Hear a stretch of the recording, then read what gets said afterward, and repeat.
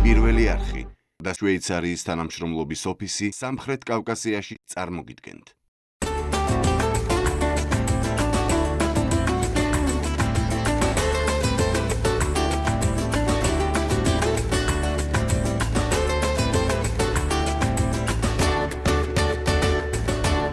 მეღორეობა საქართველოს ტრადიციული დარგია. რამოდენიმე წლის წინ გავრცელებულმა დაავადებამ სერიოზული ზიანი მიაყენა ღორის ხორცის წარმოებას. ამის შემდეგ ხშირად ვკითხულობ ხორცის შეძენისას ქართულია თუ არა ის პროდუქტი. დღეს თელეთში მივდივარ. ერთ-ერთი წარმატებული მეღორეობის ფერმა მინდა ვნახო.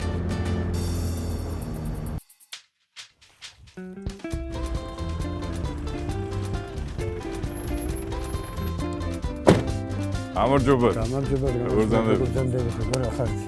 აბა დისბარიერი და გავიაროთ აუცილებლად რა, ძალიან ისე დაასრულეთ ფეხები. მაგრამ ძალიან ფაქიზი ღორები მყავს და ელზა ხალათი მოგვაწოდე რა. მაგის ხალათი. რამდენი წელია რაც ეს ფერმა? ეს ფერმა არსებობს 3 წელია უკვე. და რამდენი ადამიანი ყავს დასაქმებული? დასაქმებული ყავს 11 ადამიანი. ვეტექიმი, სელექციონერი და მუშები რა. გამომძერეთ ამ ფერმაში.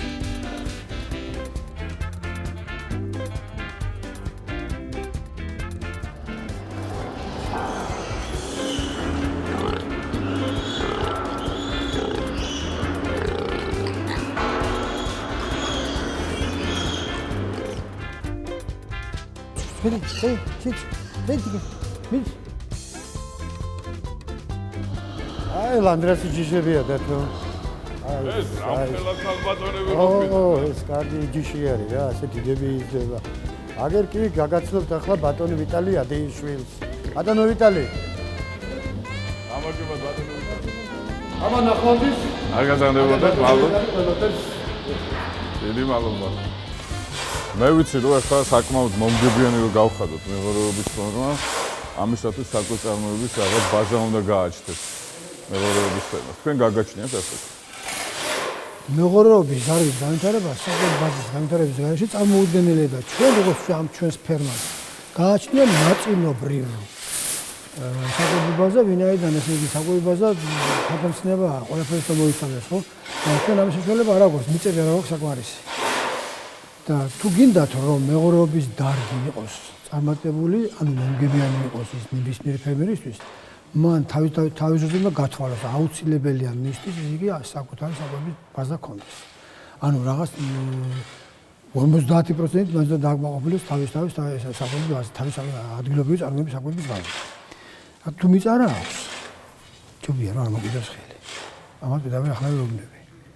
და თუ აქვს ის იგი რაღაც მიწა და რომელსაც შეუძლია აწარმოოს თუნდაც 50% საკვებისა, რაც სჭირდება მის ფერმას, რომელიც მას აქვს გათვლილი, ხო? მაშინ ღირს მუშაობის დაწყება. და ის რომ არ დავიწყოთ მუშაობა და არ განმავითაროთ მეღორეობის დარგი, ეს არის ძალიან მცდარი აზრი. გამომდინარე იქიდან, რომ ეს არის სტრატეგიული დარგი, ნებისმიერი დარგი მეცხოველეობისა, სოფლის მეურნეობაში არის სტრატეგიული დარგი, ვინაიდან ცნობილია, რომ ესე იგი მიწა რასაც იძლევა ხომ მოსავალს. მისი მხოლოდ 1/3 შეუძლია ადამიანმა გამოიყენოს საკვებად იმ სახით, რასაც გვაძლევს. დანარჩენი უნდა მიეცეს ცხოველს 3/4. მოსავლის 3/4, რომ ის ნუ ვაქციო ჩვენ ესე იგი ჩვენთვის მისაღებ საკვებ პროდუქტად, ხო? დიახ. წინააღმდეგ შემთხვევაში ჩვენ დავშევით ხორცისა და ძისა და ყველაფრის გარეშე, ეს არის. ამიტომ ესე იგი დარგის უგულებელყოფა და მისი ყურადღება დატოვება არის მე ვფიქრობ დანაშაული. ამიტომ ნებისმიერმა ფერმერმა, დამწყებმა, მე ახლა არ ვლაპარაკობ ჩვენს ფეხზე ვგევართ გასიასთვის.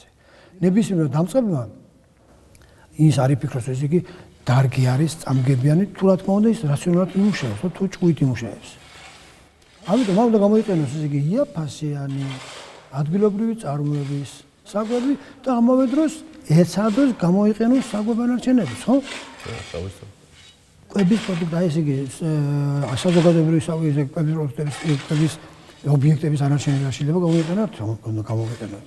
მაგრამ ისე კი არა, აქ რო ხდება ჩვენთან. მაგალითად მე ვარ ნაყოფი გერმანიაში, მინახავს დაფასოებულია ყველაფერი, იქ ვერ ნახავ ვერაფერს, ესე იგი აი რესტორნისა და სხვა ანარჩენებში იგი არეულ დარეულს. დალაგებულია ყველაფერი ცალ-ცალკე, გადაამუშავებენ მას და მიეცემა ცხოველს ისე თავიდანვე. არის საუკეთესო ესე იგი იაფფასიანი საკვები. ეს უნდა გამოვიყენოთ, რომ ჩვენ ამის დიდი რესურსი გვაქვს. მით უმეტეს ჩვენს რესტორნებში წამოუღმასვენ აწვალებს. ხო? უნდა გამოვიყენოთ რა. და ის რომ დარგი სტრატეგიულია, ამაზე ორი აზრი არსებობს.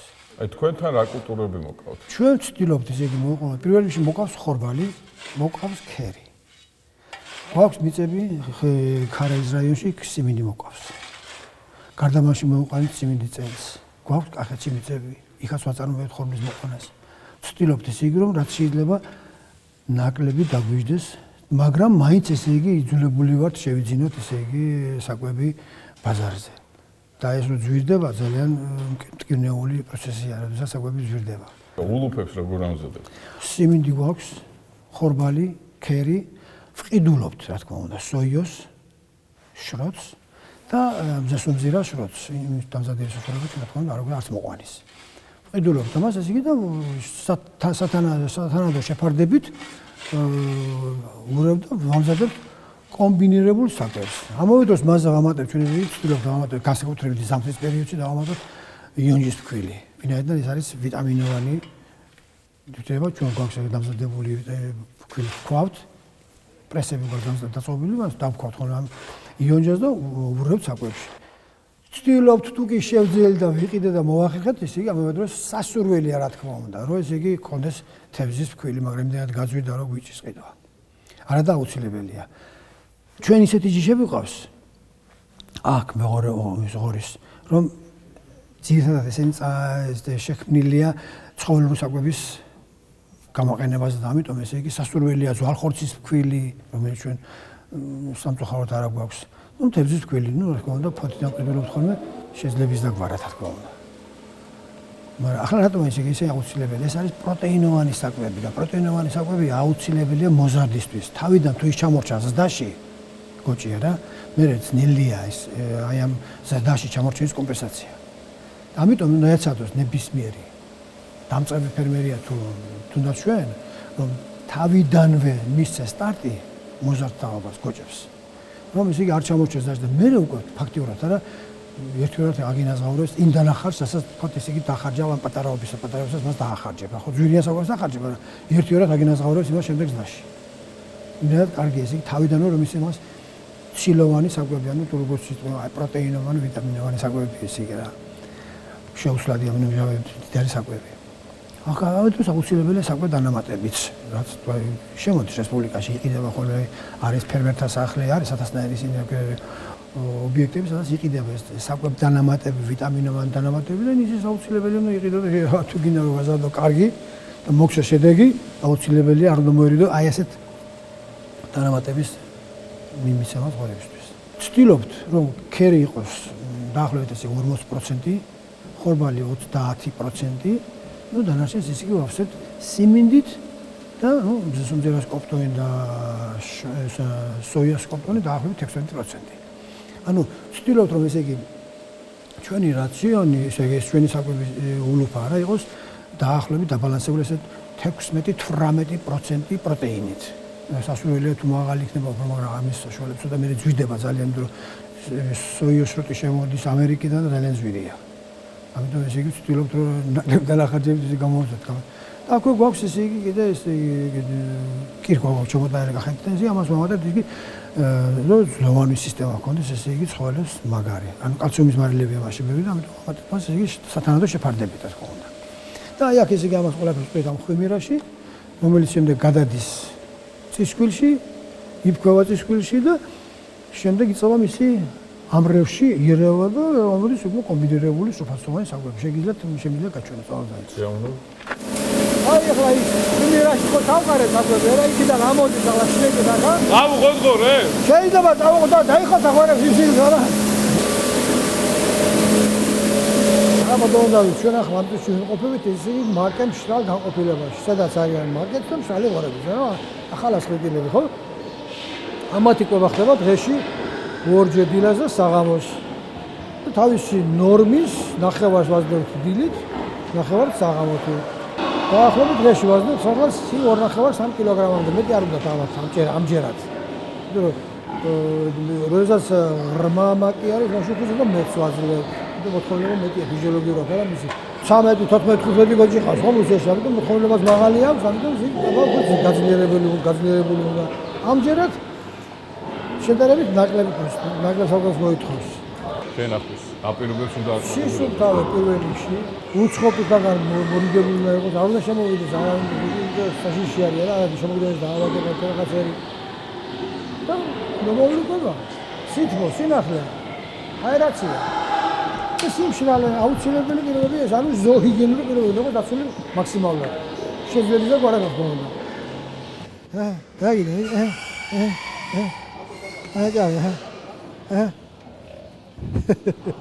რა კარგები არის.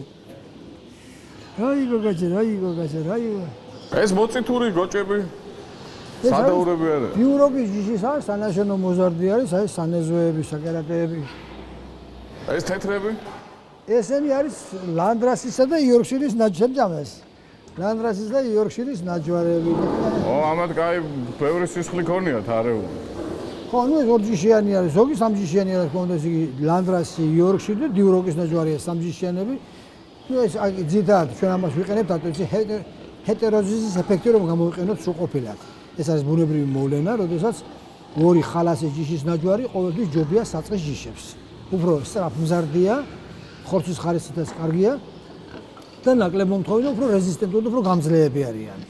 ამიტომ ვახდენთ ასეთ შეჯვარებას, ისე იგი ლანდრასი, იორკშირი და მე დიუროგი მასე. ძალიან წყნარი სულადობაა, ნახეთა კარგებია მოსავლელად. ძალიან საყვარლები არიან, რა. გუჯაჯე, და. აჰა.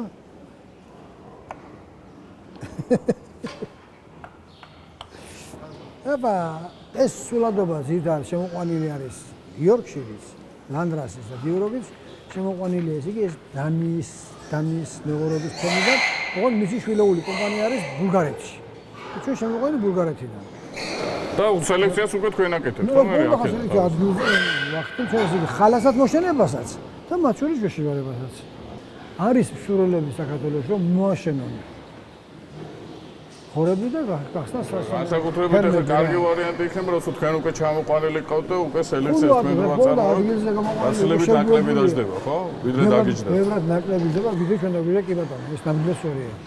და თანაც იგი ხო შეგვიებულია ადგილობრივ კლიმატს, ადგილობრივ პირობებს, აკლიმატიზირებულია და საშიშიც არ არის. დამუშავებულია ყველანაირად ეს იგი ვეტერინარის მედიცინაში დამუშავებულია ყველა დაავადებას და მე ვყიდით აქედან ჩვენ ეს იგი უკვე ისე რომელი ჯობია ხორცისთვის ესე იგი როგორც გავიგე ამერიკული ჯიში უფრო კარგია და ხორცისთვის ხო პირველად ეს იგი ეს ნაჯვარები უკეთესია ეს კომბინაცია სამივე ჯიშისა იძლევა საუკეთესო ხარისხის მაღალი ხარისხის ხორცს. ასე რომ მე მოუწოდებდი ყველას ვისაც აქვს საშუალება მოაშენონ ეს ჯიშები. და გაცილები ნაკლები დაუძება ჩამოყვანა აღარ დაჭირდება. რა თქმა უნდა რა ადგილზე გამოყვანილია თქმა უნდა რა. ეხლა ჩვენ შეგვიძლია გავიდეთ და ვნახოთ ესე იგი ჩვენს მიერ მოშენებული მოზარდი. ამოვნებით. ხო, წამოვზანდეთ გაშვენეთ.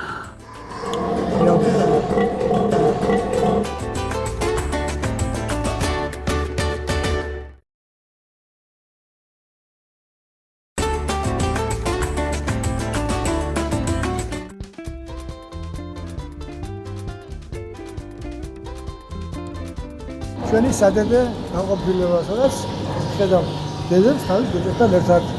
ისე რამდენი სანეზე და რამდენი გოჭი ყავს? აქ ჩვენ ესე იგი 35 სადედე გალია. ისე ყავს 115 დადაღორი, ძირითადინეზე 115 არის. აი ამ მომენტში აქ არის 35 ნეზვი თავისი გოჭებით მონაშენით. ნუ არის სხვადასხვა ასაკისა თქვენ დაწებული ნოლიდან სამთვემდე, ორთვემდე უკვე ჩვენ ორთვემდე ბაჭერებს ინასარ გოჭებს. აქ რა წერია? ეს არის ამ გალიის ნომერი, მიღებულია გალიის ნომერი, აი ნახეთ. დე.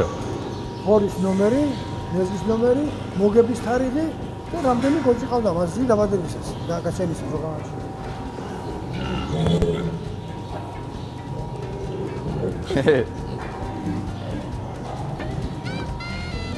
გამარჯობა და გოჭები. ციტური რასაყვარელია რა. ეს არის წითელი ნაფეზე უფრო გამოყენს ულტრა იისფერ სხივებს, რაც ხელს უწყობს დ-ვიტამინის გამომუშავებას მოზარდის ორგანიზმში. ამავე დროს სითბოსაც გამოყავს და სითბოში არის პატარა გოჭები, ხო?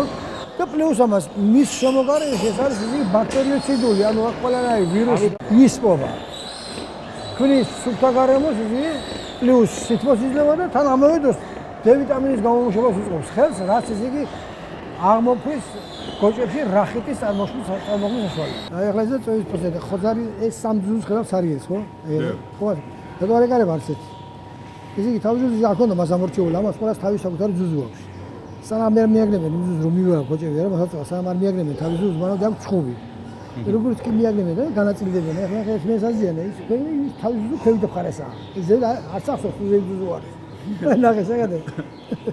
უჩესკურებს იმაში აღარ არის ზემარა, არა მაინც იმასეა. იმას არ კიდეს მის თავი და მე ახლა წინა მხარეს რომელიც ძუძუები იმაში მეტი არის ზე, ხო და უფრო გოჭების თამამები არის და უფრო კარგები არის. ამიტომ ახლა გამოცდილი მეღორე და გამოცდილი მომვლელი აკეთებს ასე ცდილობს ის სუსტი გოჭი წინა მხარეს მიაწოვოს და ესე იგი უფრო მეტიზე მიიღოს, მაგრამ რთული ასე დიდი რაოდენობის სულადობ როცა მაშინ ისე ამას 1-2-თან გააკეთებ, ხო? ისე მე მგონი ფეხის სიგრძესაც აქვს ხო მნიშვნელობა. ექსტერიერი არის ეს უნდა იყოს სპარტოზურგი ისე იგი აი ეს მიდიებს მის ჯანმრთელობაზე, ხო? მაღალფეხიანი, სწორზურგიანი, კარგი შეხედულების ეს არის მისი ექსტერიერი, აი სანაშენე შეხედულება არის, არა? ანუ ამ შემთხვევაში სანაშენე აქვს ამას დიდი მნიშვნელობა. გადარჩევისას აუცილებლად რა თქმა უნდა ესე იგი ეს. კიდურების სიმაგრეს, აქ უკვე გადარჩევისას, კიდურების სიმაგრეს, მის ექსტერიერის სწორი ზურგი აქვს თუ არა, ახლა ამოზნექილ ზურგიანი, თან ჩაზნექილ ზურგიანი რადგან რომ მოაშენე რა. აი მას გამოიწვევს და გადის სხვა ზურგში. აი რაც შეხედავ რომ კარგი ექსტერიერი აქვს, მაგარია, ჯანმრთელი, კარგი გოჭი, იმას უტევებს სანაშენეთ რა. ბატონო ვიტან, ეხლა სანიტარულ ჰიგიენური ნორმები რო აუცილებელია რომ დავიცოთ, ეგ თავისთავად ცხადია, მაგრამ თქვენ როგორ იცავთ ამ ნორმებს? ნუ ჩვენ ვცდილობთ და ამაზე დეტალურად ისე პასუხს გავცემ ჩვენი გოგის ვეტექიმი ბატონი მომშავე. აი, მაჩო. გამარჯობა. დაგიმარჯოს. თქვენთან გამომიშვა ბატონო ვიტალი, მთელი სანიტარია და ჰიგიენა ამ კაცს ეხებაო. კი ბატონო. ეხლა რას საქმეა? ეხლა ვამუშავებ ვასტერილე გალიას სადეზინფექციო საშუალებით, იოზეფის საშუალებით. ო, ამის გარდა ვხმარობ კივს, ვათეთრებს და ხო თვეში ერთ-სამჯერ მაინც უნდა დამუშავდეს. რათა ეულები იყვნენ გოჭები და რამე დაავადებისგან თავი დავიცვა. ცოტა კი დასრულდებიან, მაგრამ სამაგიეროდ ჯანმრთელობა მოითხოვს თქვენ. რა თქმა უნდა. კიდე რა ღონისძიებებს ატარებთ ამის გარდა? ამის გარდა ვატარებ წინასწარ პროფილაქტიკებს, ვამუშავებთ გოჭებს, ღორებს, ვაქცინებით და ასევე სხვადასხვა პრეპარატებით, ვიტამინებით, რომ ჯანმრთელები ყავდეს ღორები და საერთოდ მომავალი. არ შემიძლია რამეს მონაწილეობა რომ მივიღო და მოგეხმარო? კი, როგორ არის? აი ახლა გაჩვენებთ ახალშობილი გოჭები არის, რომლებიც დასამუშავებლებია, ნუ კბილები აქვს დასაჭრელი და ასე ვთქვათ, ვიტამინები გასაკეთებელი. ეს რაცნარია მაგ. ეს არის ვიტამინების კრებული, რომელიც ხელს უწყობს იმუნიტეტის აბაღლებას, გაძლიერებას. რადგან ჯანმრთელი იყოს გოჭი და არ დაგვეხოცოს.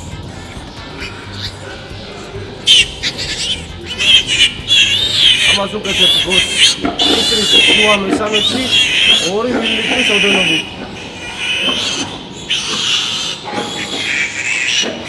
ახლა მოვაჭრით კბილებს. რადგან შემდგომში ერთის გუნავთ, ნუ ყვირი ხარ. ერთმანეთი არ დაასახით და ფიზიკური ტრამვები არ მიაყენებს. ძალიან ბასლი კბილები აქვს. მენსები იქა. ეკრება 4 საჭრელი კბილი ერთები. რა დაავადებები აქვს? ვიცი რომ უამრავი დაავადებაა. ძალიან ბევრია, მაგრამ რომელიც დღესდღეობით საქართველოში დაფიქსირებულია გეოგრაფიული მდებარეობის მიხედვით, არის 4-5 დაავადება, რომელსაც ვამუშავებ ჩვენ. ეს არის წითელი ქარის ინფექციური დაავადებები, წითელი ქარის, პასტერელოზი, აუვესკი, ჭირი, ორის ჭირი.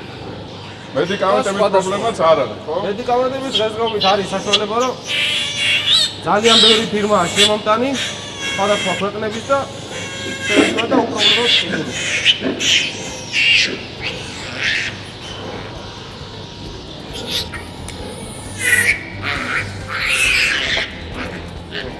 დამუშავებულია. ამის მერე გარკვეული დროის შემდეგ დავამუშავეთ ვაქცინებით. ინფექციურ დაავადებებზე და გადაგურჩება გოჭები საშიშროებას ავიცილებთ თავიდან. დაკო, ეს აღარ შეგიშ. ბატონო, დიდი არ მადლობა. გაგზავნებოდეს. არ გაგზავნებოდეს. სიცოცხლე.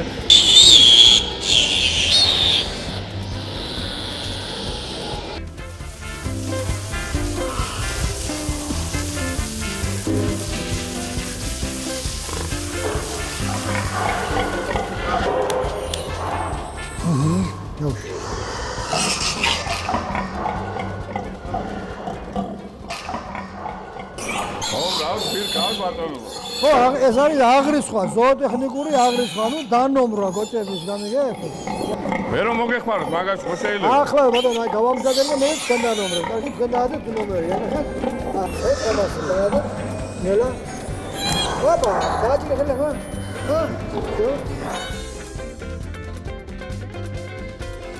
ეს არის ბატონო სასეირნო მოედანი, ეს ჩვენ მე მივაშენით, როდესაც გავხსენით საღვარი მაშინ არ გქონდა ესა და გახტით იძულებული გამომდინარე იქნება ვიცოდეთ აუცილებელი იყო მივაშენით სასეირნო მოედანი, სადაც ყოველდღიურად ვახდენთ ისე იგი სულადობის გამოყვანას ჯგუფების მიხედვით. სქესობრივ ასაგობრივ ხო კერატები ცალკე უნდა იყოს აუცილებლად. მეზვები აუცილებლად. ამავე დროს ისე იგი ჯიშების და მიხედვით, ვინაიდან რომ არ მოხდეს მათ შორის ჩხუბი, იციან ხოლმე ჩხუბი ისე იგი გაუცხოებებს მეცით. რომ არ დააზიანონ ერთმანეთი, ამიტომ ვცდილობთ ისე გამოვიყენოთ ჯგუფებად და ვახდენთ სცენაზე გამოყვანა სატომ ახლა ეს აუცილებელია მოცვენზე გამოყვანა სუფთა ჰაერზე მზის ხივზე რომ მის ჯანმრთელობას უწყობს ეს ხეს ყოველ ჯანმრთელობას. როდესაც ჩვენ ეს შემოვიყვანეთ, ესე იგი მაშინ დაახლოებით იყო სადღაც 40-50 კილოიანი ბურვაკები და თითოეულ სულში საკერატეებში გადავხედეთ 1250 евро. და 470, ნუ 500 евро გადავიხადეთ სადედეებში. ანუ ძალიან მაღალი ფასი მივეცით. და ჩვენ ახლა რა თქმა უნდა ესე იგი რახან მოვაშენეთ და გვაქვს საშუალება რომ გავყიდოთ, ესე იგი სანაშენებლად გაცილებით ნაკლები დაждდება. შედარებით იაფად იყიდება რა თქმა უნდა. ახლა წამოვიდნენ სადაც ბურვაკი 1250 евро და სადაც იგი 300 ევროში, თქვა $300 რო გაყიდი. ახლა თქვა 30 კილოიანი ბურვაკი. ლარის ეკვივალენტით რა თქმა უნდა. ხო, ნუ არა, რა თქმა უნდა ლარის ეკვივალენტი, არა. რო დავიწყო ეს ბიზნესი. ერთი გოჭი. სანამ მივიყო ან იმ კონდიციამდე რომ უკვე სახორცეთ გამოვიყენო, რამდენი დამიждდება მისი შენახვა? სახორცეთ რომ გამოიყენო ერთი გოჭი იყიდო და გაზადო და დაკლო და შეჭამა, ანუ გაყიდო თქვა რა, ხო ესე იგი. ნუ იანგარში და 7 ლარი თუ შევაბარო კილო ხორცი მაგათაც მაღაზიას ესე იგი და 70 კილო გამოვიდეს, ესე იგი 490 ლარია და დაგიზდება მისი შენახვა მაქსიმუმ 250 ლარი. ესე იგი რომ მიაღწიოს მან იმ 100 კილოს მისი შენახვა და გამოკვება ყველაფერი შეიძლება დაგიზეს 250 ლარამდე. მეტი არ დაგიზდება და სადღაც ესე იგი ერთ-ერთზე მოხდეს მოგებას, ხო? ანუ ფიქრობთ რომ მაინც მომგებიანი ბიზნესია? რა თქმა უნდა მომგებიანია, თუ კი ესე იგი თავით მიუდგები და თუ კი ესე იგი თვითონ შენ დახარჯავ შრომას თორა ესე იგი დაქირეებული შრომით და 5 კაცი რომ უშუალოდ თქვა ერთ ადგილზე რომ უნდა გასეუშავდეს, რა თქმა უნდა ფერე გამოვა. ფერმერები საზოგადოებრივად როგორ არიან, ბატონო დავით? მთელი ოჯახია ჩართული და აი 3 წლის ბავშვიც კი ესე იგი ფერმაში უკვე მუშაობს, ხო? და ჩვენ კიდე გვინდა ხელი-ხელზე გადავიდოთ, ფეხი-ფეხზე გადავიდოთ, ხელი-ხელზე ამუშაოთ, სხვა წერ გამოვა. უნდა იმუშაო შენ პირადად. ოჯახმა უნდა იმუშაოს, ესა ისეთი დარგია, ესე იგი აი საოჯახო დარგია. ანუ ჩადგება დარგი, თავის ოჯახი თავისუფლად გაკეთება, ესე იგი 25 სულიან და რა ქვია ესა ფერმას. თავისუფლად. საერთოდ ძირითადი მაინც ესეთი პრობლემატური ეს არის საკვები. საკვებია პრობლემატური რა თქმა უნდა. თორე თელი ხა ფაქტიურად მაგას გასაგებია, ბატონო. დღესდღეობით მithumetes აი ამ კრიზისის მდგომარეობაში, თელი სოფლიო კრიზისის მდგომარეობაში და ძვირი სახან უცვლელი ხო ძალიან ძვირი. ამიტომ უნდა ვეცადოთ მოვიწიოთ ჩვენი იმოსავალი. ბურბეს იმალობა ყველაფრისთვის, კარგად ზანდებოდეთ. აი ნახეთ. კარგად.